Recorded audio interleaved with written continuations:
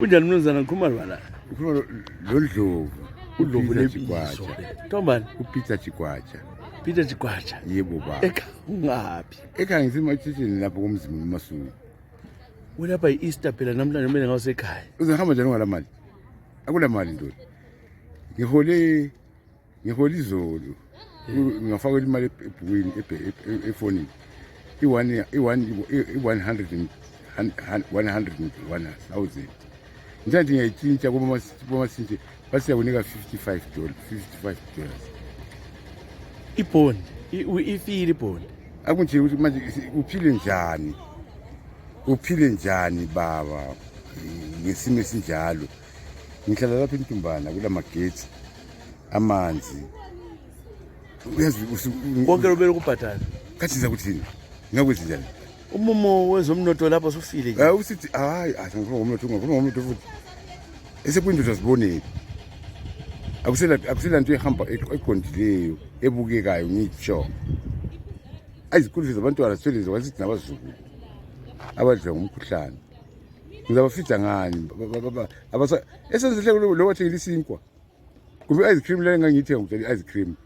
Angeke mbathengile. Uyedlula imali cream kunlali ukuthi khulu akule ice cream house sikwenza nje ngikutela ngizayiwa imali. So wathi ngiyakuthethisa ngathi la ngilayo. Ngifisa enhlizweni.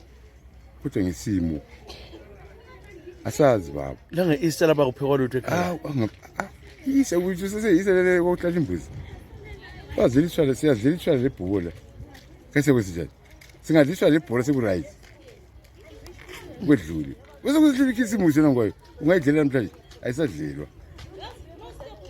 Abantu bathola nzima. Kunzima kakhulu. Asikwazi ukuthi kathi uhamba njani. Into engimangalisa ukuthi uhulumeni akakuboni yini.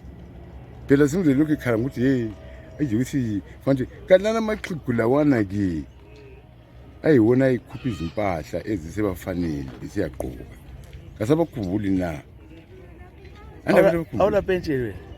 Pension ungayibona? Angila. Ngathi sasikole nale kuthiwa netwane kahulumeni. Kuleyana minyaka kanti singayibona.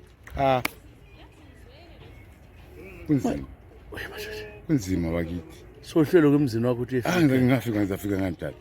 Ngizafika ngani? Khona oku $55 ingakuthi njile kufanele impatha umthelo kaMesipalati la. Amagetsi lamanzi. Baba, ngithente ulisa ukumgodla ngonkulu. Ngizakhatha ngithi ngifika ngithini ekhaya. Ngitheleni ngalalutho hawu bantu inkosi kuba ikwaqhaphazela abantu. Akufuneki lokho.